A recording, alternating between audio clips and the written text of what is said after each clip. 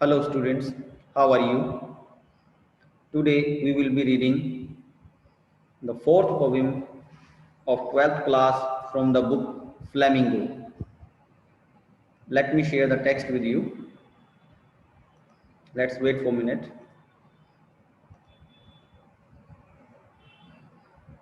Yes.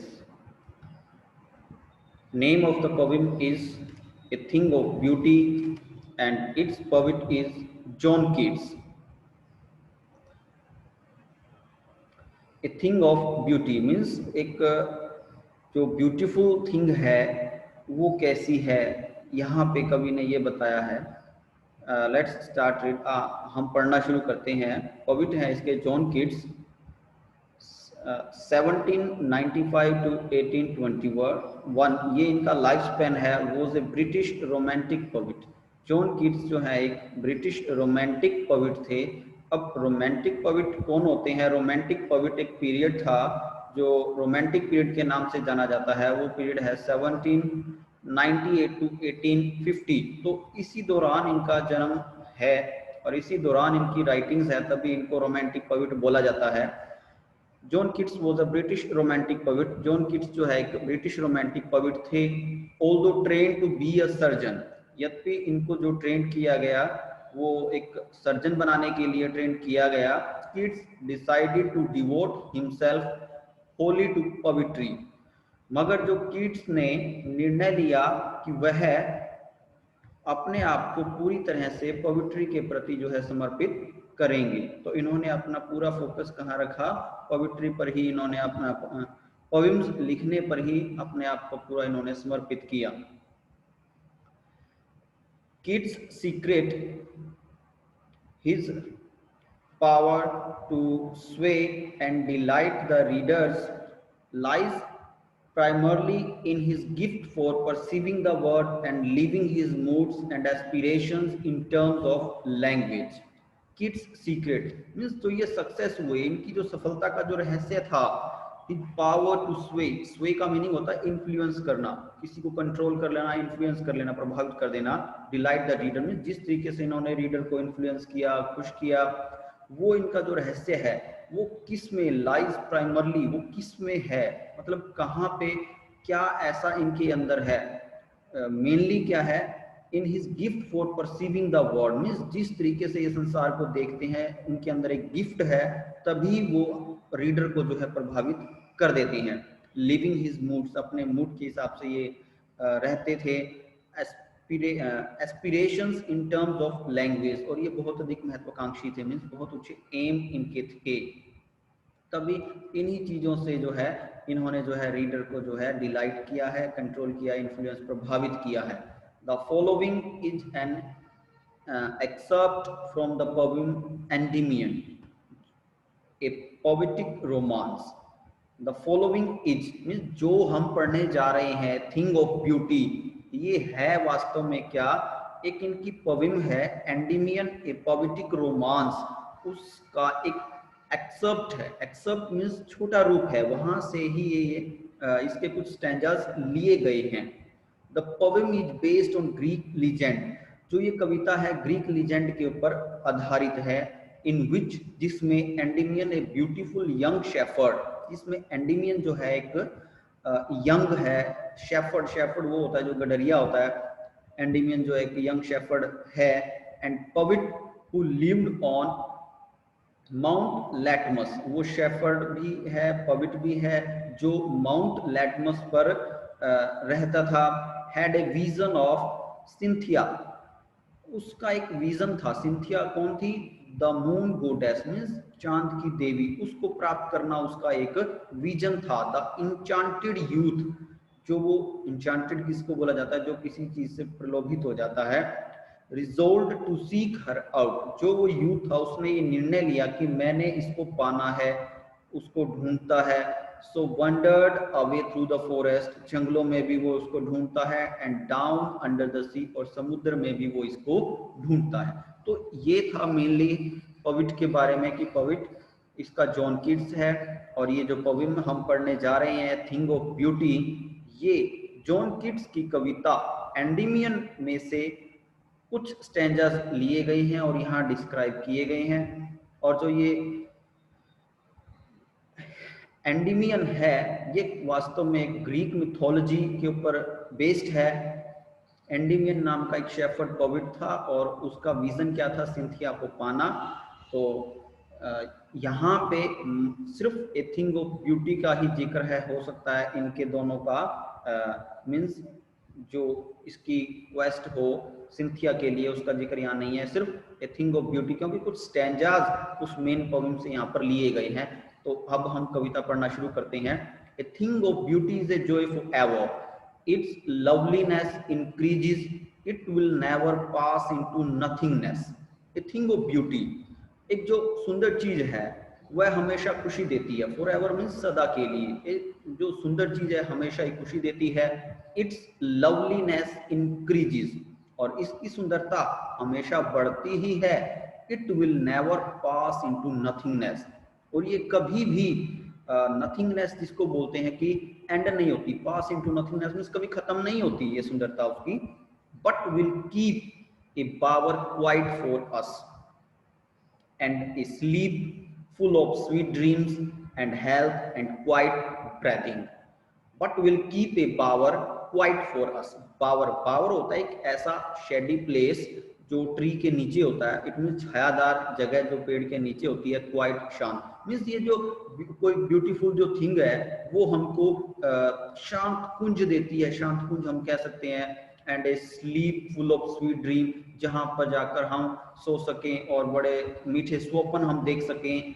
Health, ये thing of beauty जो है हमको स्वास्थ्य भी देती है। एंड क्वाइट ब्रीथिंग का मीनिंग है पीस, शांति, और ये हमको क्या देती है, शांति भी देती है। तो यहाँ तक जो हम कह सकते हैं कि जो फर्स्ट स्टैंजा है उसमें कवि क्या कहता है कि जो सुंदर चीज है, सुंदरता है, वो सदा ही खुशी देती है और इसकी सुंदरता हमेशा बढ़ती रहती है।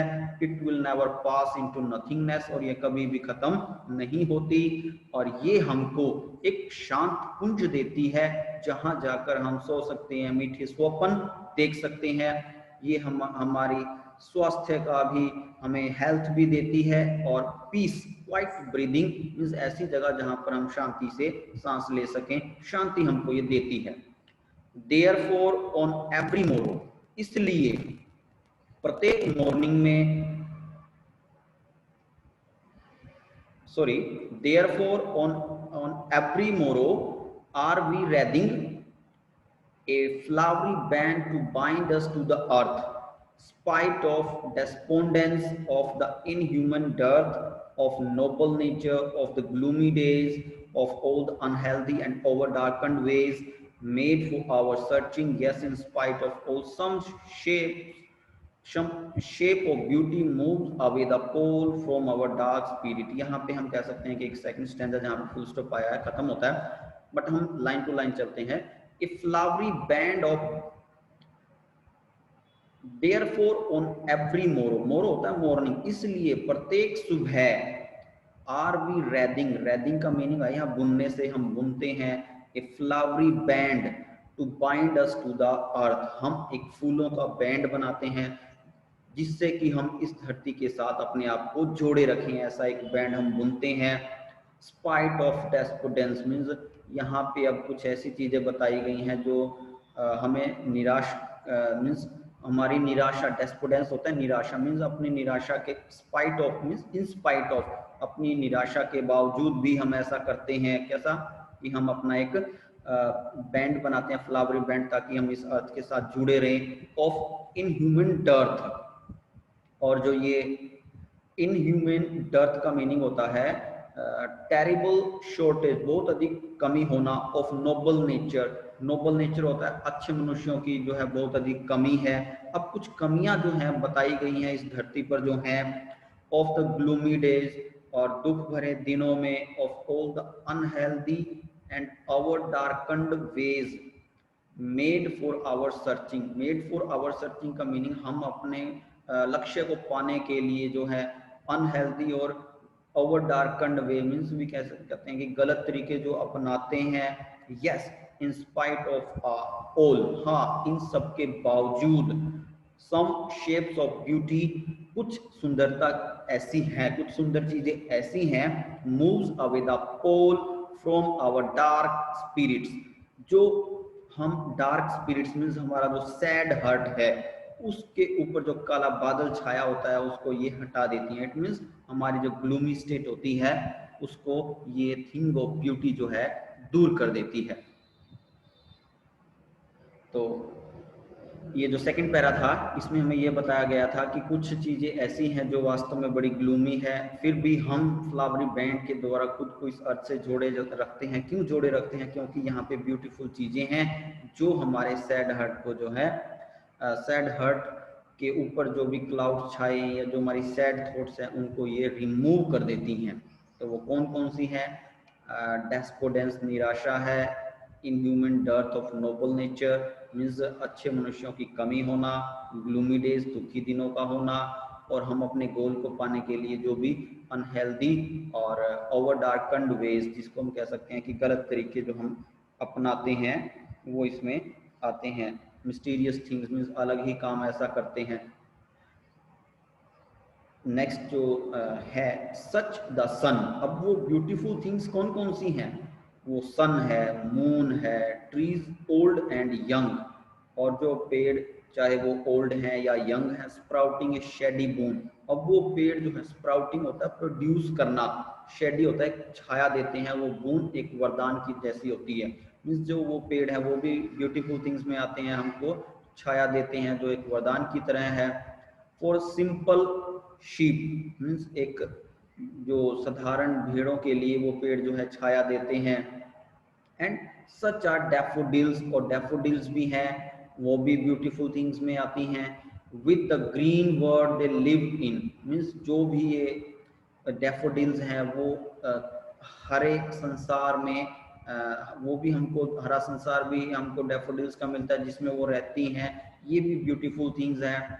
एंड क्लियर रिल्स, रिल्स का मीनिंग होता है स्ट्रीम, स्मॉल स्ट्रीम्स, और छोटी छोटी नदियां, that for themselves A cooling covert make against the hot season means जो क्या बनाती हैं? कूलिंग कवर्ट मीन्स एक ठंडक देने वाली जगह बना देती हैं अपने आसपास। Against the hot season means गर्मी के सीजन से बचने के लिए अपने आसपास जो ये नदियां जो हैं ठंडी जगह बना देती हैं, तो वो भी एक ब्यूटीफुल थिंग में आती है। द मिड फॉरेस्ट ब्रेक, और जंगलों के बीच में जो झाड़ियां हैं, rich with a sprinkling of fair musk rose blooms, और उन झाड़ियों के बीच में मस्क रोज एक प्रकार का रोज है, सफेद कलर का है, वो खिलता है बहुत अधिक मात्रा में। Rich with sprinkling, sprinkling means वो जो है अच्छी खुशबू देता है, उसकी खुशबू फैलती है, ये भी ब्यूटीफुल थिंग्स है। And such Who is the grandeur of the dooms। अब यहाँ से पहले एक बार हम देख लेते हैं कि कौन कौन सी ब्यूटीफुल थिंग्स ऐसी हैं जो अर्थ पे जिनका पवित्र ने जिक्र किया है। सन का, मून का, ट्रीज का, और डैफोडिल का, स्ट्रीम का। रिल्स क्या होता है? स्ट्रीम नदी, छोटी नदी। और फॉरेस्ट में जो है फ्लावर हैं, फॉरेस्ट में जो झाड़ियां हैं और उनके ऊपर जो है सफेद रोज के फ्लावर हैं, इन सब ब्यूटीफुल चीजों का यहाँ पे कवि ने जिक्र किया है। And such too is the grandeur of the dooms, और ये सब क्या है?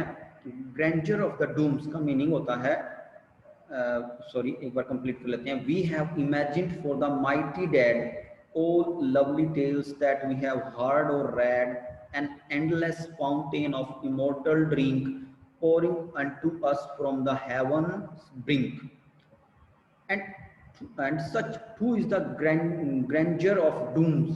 doom वैसे डेथ है, डिस्ट्रक्शन है, grandeur होता है शान।